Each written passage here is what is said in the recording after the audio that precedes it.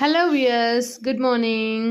ఈరోజు నాష్ట ఏంటంటే పూరీలు చేసిన, ప్రశాంతంగా దేవునికి పూజ చేసిన, తర్వాత హల్వా చేసిన, ప్రసాదంగా పెట్టిన. ఇదంతా ఈరోజు ఎందుకు చేసినావు మీనమ్మ, గంత టైం ఉందా అంటే, గా వానదేవుడు కరుణించిండు కదా.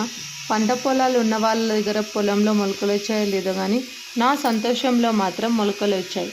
ఆ వానదేవుడు కరుణించి మాకు హాలిడే ఇప్పించింది కదా, అందుకే ఇట్లా ప్రశాంతంగా పిల్లలు అడిగేదని చెప్పి పూరీల నాష్ట పెట్టుకున్నా. పొద్దుగాల నాష్ట పూరీలో హల్వాతో తింటే ఆ రెండు కాంబినేషన్ అదిరిపోయింది అనుకోండి. మీరేం నాష్ట చేసుకోరు ఇవాళ కామెంట్ బాక్స్లో కామెంట్ చేయరు. ఎందుకంటే రోజు రొటీన్గా ఏం తింటాం చెప్పండి, ఎప్పుడు హడావిడి. ఇట్లా అప్పుడప్పుడు వెరైటీగా కూడా ట్రై చేయాలి. ఇందులో ఏముంది మీనమ్మ వెరైటీ అంటే, అరే టైం కావాలా వద్దా చేయనీకి, ఏమంటారు చెప్పండి. బయట మస్తు వానలు పడుతున్నాయి అంట. నా ముచ్చటకేముంది కానీ ఎక్కడికైనా పోయేటప్పుడు జర జాగ్రత్తగా పోండి. అదే కదా, మన ఇంట్లో వాళ్ళు మంచిగానే పోతారులే అనుకుంటారు కానీ బయట జరిగే విషయం మన ఇంట్లో తెలియదు, అంతే కదా. అందుకే పోయేటప్పుడు జర తోవలా చూసుకుంటూ పోండి.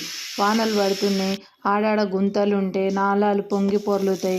అందుకని చెప్పి ఎక్కువ నీళ్ళున్న దానికి పోకూరు, మనకే మంచిది కదా. వర్షాలు పడితే మంచిదే, కానీ ఎక్కువ వర్షాలు పడ్డాయి అనుకోండి మన ప్రాణాలకే ప్రమాదం ఉండొచ్చు. జర చూసివ్వండి.